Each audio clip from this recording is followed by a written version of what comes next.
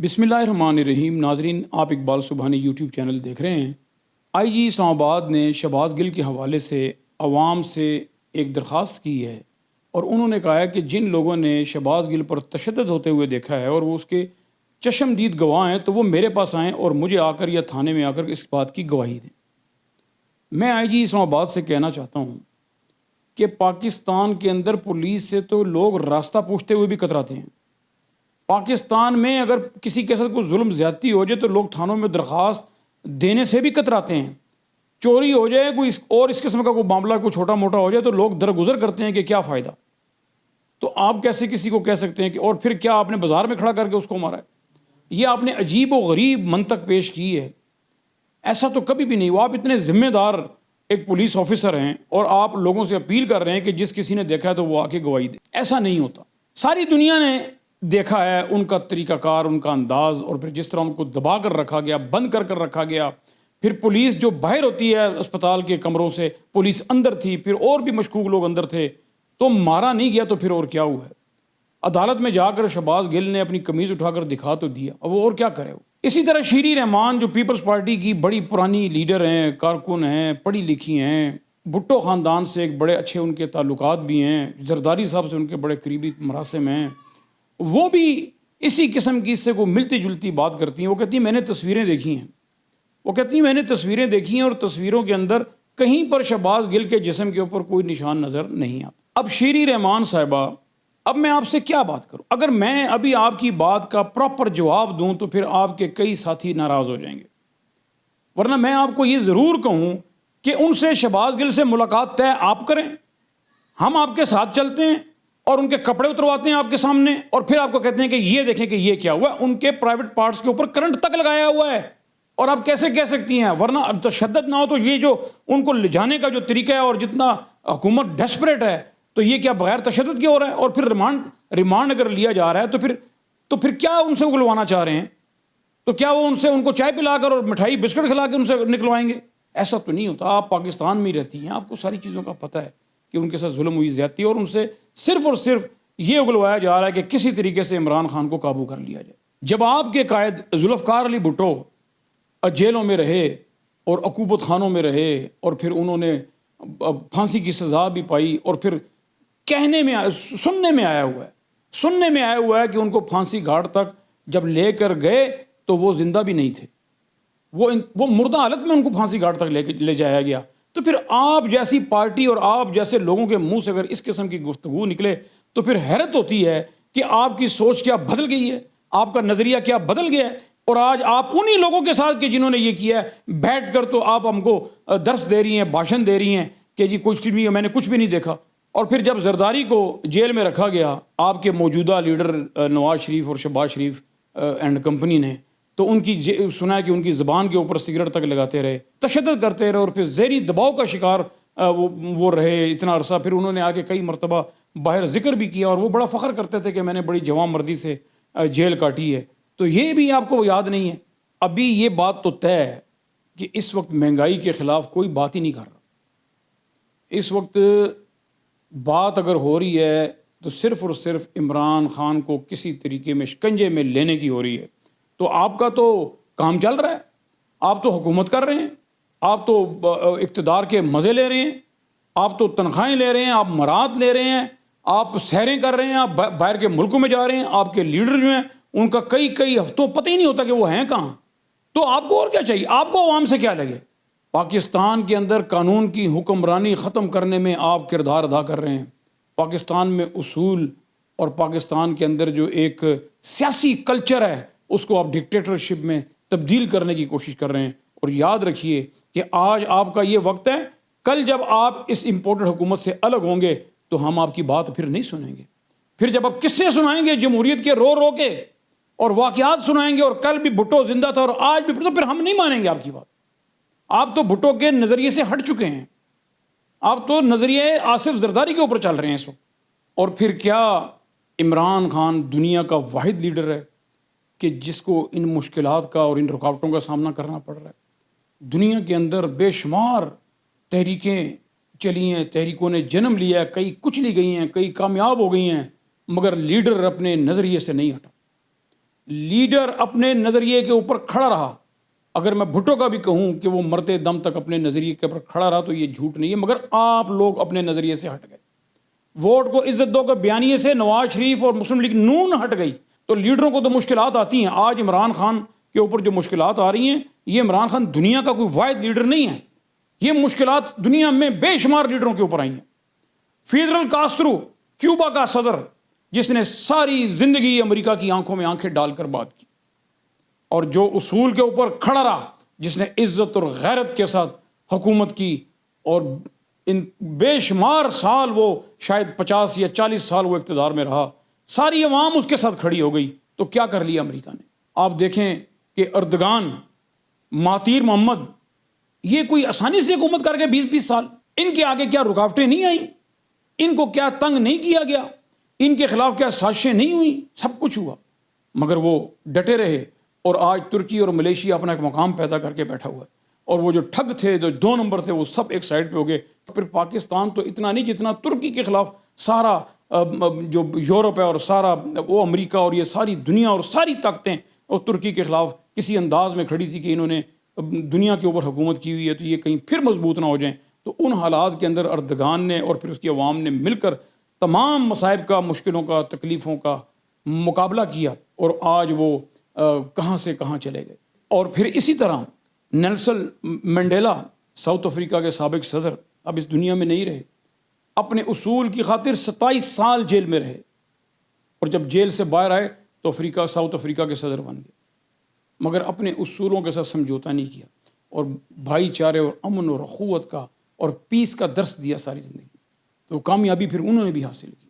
اور پھر اسی طرح زمبابوے کے جو سابق صدر جو فوت ہو گئے اب، رابرٹ مگابے، کہ جنہوں نے ساری زندگی برطانیہ اور امریکہ کی آنکھوں میں آنکھیں ڈال کر بات کی اور کبھی ان کے آگے نہیں جھکے، اور پھر 100 سال کی عمر میں دنیا سے چلے گئے، مگر آخری عمر تک وہ اقتدار میں رہے، اور کبھی بھی ایک غیر اصولی کوئی انہوں نے لچک نہیں دکھائی اپنے اندر کہ وہ ان طاقتوں کے آگے جھک جائیں، اور وہ اس کا کچھ بھی بگاڑ نہیں سکے کیونکہ عوام اس کے ساتھ کھڑی تھی، رابرٹ مگابے کے ساتھ.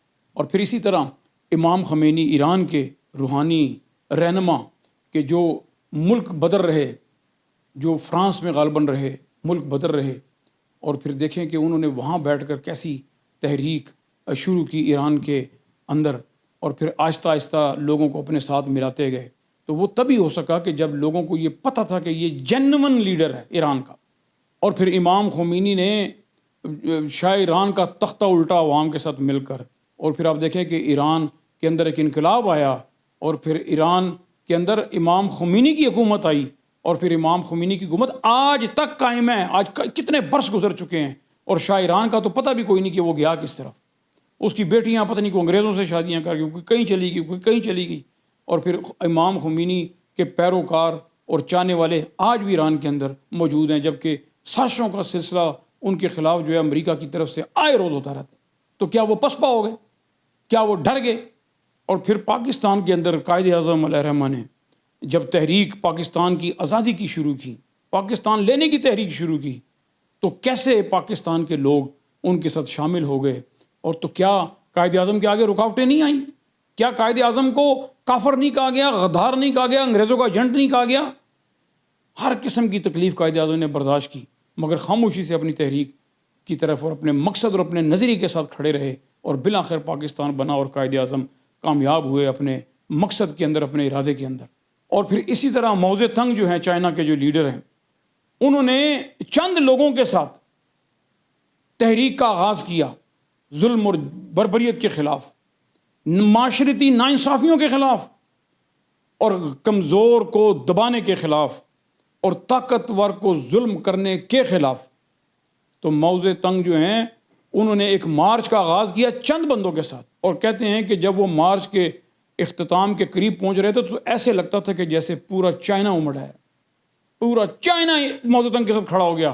اور پھر کہنے والے یہ بھی کہتے ہیں کہ موزے تنگ کی جو بیوی ہے اس نے بچہ اٹھایا ہوا تھا، موزے تنگ کا بیٹا، تو اس نے اسے کہا کہ میں اب تھک چکی ہوں، میں اس کو مزید اب اٹھا نہیں سکتی. تو کہتے ہیں کہ موزے تنگ نے اس سے وہ بچہ لیا اور سمندر کے اندر پھینک دیا. یہ قربانیاں ہیں جو دنیا کے لیڈروں نے اور قوموں نے دی ہوئی ہیں. آج پاکستان کے اندر وہ منظر آج پاکستان کے اندر وہ حالات آہستہ آہستہ اب بنتے جا رہے ہیں، صرف اور صرف سچے لیڈر کی ضرورت ہے، ورنہ عوام تیار بیٹھے ہوئے ہیں انقلاب لانے کے لیے۔ اور پھر عرب ملکوں میں بہت سی تحریکیں اٹھیں جو جبر سے، ظلم سے، طاقت سے دبا دی گئیں، کہ اسکاٹ لینڈ کے اندر مورس ولیم جو تھا، جو اسکاٹش لیڈر تھا، اور پھر جب اسکاٹ لینڈ کی آزادی کی تحریک شروع ہوئی تو وہ 4-5 لوگوں کو لے کر مورس ولیم جو ہے وہ سامنے آیا، اور اس نے اس وقت کے بادشاہ کے خلاف ایک تحریک شروع کی۔ اور پھر دیکھیں کہ آخر میں مورس ولیم جو ہے وہ اپنی جان سے بھی گیا، اس کا سر تن سے جدا کر دیا گیا کہ جب اس کو پکڑا گیا، مگر وہ فتوحات، بے شمار فتوحات حاصل کر چکا تھا، اور ہر جگہ وہ برطانوی سامراج کو ننگا کر چکا تھا۔ مگر آج جنہوں نے یہ ظلم کیا تھا اس کے ساتھ ان کا کوئی نام جانتا بھی نہیں ہے، مگر مورس ولیم کا نام ہر بندہ جانتا ہے۔ اور ہر دور میں لیڈروں کے آگے بند باندھے جاتے ہیں، ان کو دمکایا ڈرایا جاتا ہے، ان پر مقدمات قائم کیے جاتے ہیں، ان کو پھانسیاں دی جاتی ہیں، ان کو کمروں میں، کوٹھڑیوں میں، جیلوں میں، عقوبت خانوں میں بند کر کے سزائیں دی جاتی ہیں، عدالتوں کو خرید لیا جاتا ہے، ججوں کو خرید لیا جاتا ہے، دبا لیا جاتا ہے، اور پھر اپنی مرضی کے فیصلے لیے جاتے ہیں۔ یہ دنیا کی تاریخ کے اندر ایک نہیں ہزاروں اس طرح کی مثالیں ہیں کہ کیسے جو طاقتور تھے وہ ظلم کرتے رہے، اور پھر جو اپنے حق کے لیے کھڑے تھے چند لوگ، اور وہ لڑتے رہے، تو ان میں سے کئی کامیاب بھی ہو گئے، کئی نہیں ہوئے، اور جو نہیں ہوئے پھر اس کے بعد ان کی آنے والی نسلوں نے جو ہے نا ان کو ان کی جو سوچ تھی اس کے نظریے کو کامیابی دلائی۔ آج پاکستان کا حال بھی ان جو تاریخی جو واقعات دنیا کے اندر اس سے مختلف نہیں ہیں۔ ایک لیڈر جو قوم کی رہنمائی کے لیے آیا ہے، جس نے 3.5 سال حکومت کی، اور کرپشن کا کوئی الزام اس کے اوپر نہیں، اور کبھی وہ فرا گوبی کا نام لیتے تھے، کبھی کسی کا نام لیتے تھے، وہ ساری چیزیں دب گئی، ختم ہو گئی، اور اب ایک نیا سلسلہ شروع ہو گیا ہے کہ عمران خان غدار ہے۔ شہباز گل کو عمران خان نے کہا تھا کہ تم یہ بیان دو، کیا کوئی سینس کام کرتی ہے؟ اب آپ ایک ایسے لیڈر کو کہ جو یو این میں جا کے کلمہ پڑھتا ہے، یو این میں جا کے تو حضور پاک صلی اللہ علیہ وسلم کی شان بیان کرتا ہے اور قانون بنواتا ہے کہ ان کو آج کے بعد کوئی برا بلا نہیں کہے گا، اور جو نبی کا نام لیتا ہے، جو کلمہ پڑھتا ہے، کلمے کا مطلب سمجھاتا ہے، اپنے طریقے سے سمجھاتا ہے، اور جس نے قوم کو ایک ایسے راستے کی طرف لگایا کہ جس کا قوم ایک مدت سے متلاشی تھی اور انتظار کر رہی تھی، جو پاکستان کو کرپشن فری پاکستان بنانا چاہتا تھا۔ آج یہ ساری طاقتیں آپ دیکھیں، کیا ہم دیکھ نہیں رہے؟ کیا ہم اندھے ہیں؟ کیا ہمیں نظر نہیں آ رہا؟ اس کے خلاف کیسے سارے اکٹھے ہو گئے، ساری پاکستان کی پارٹیاں اور پھر ساری طاقتیں ایک شخص کے خلاف اکٹھی ہو گئی، اور کسی طریقے سے اس کو پھنسانے کی کوشش کی جا رہی ہے کہ جب کہیں سے بھی کوئی چیز نہیں ملی تو آپ ایسا کوئی راستہ ڈھونڈ رہے ہیں کہ کوئی ایسا کوئی چکر ہو جائے کہ ہم اس کو پھانسی تک پہنچا دیں۔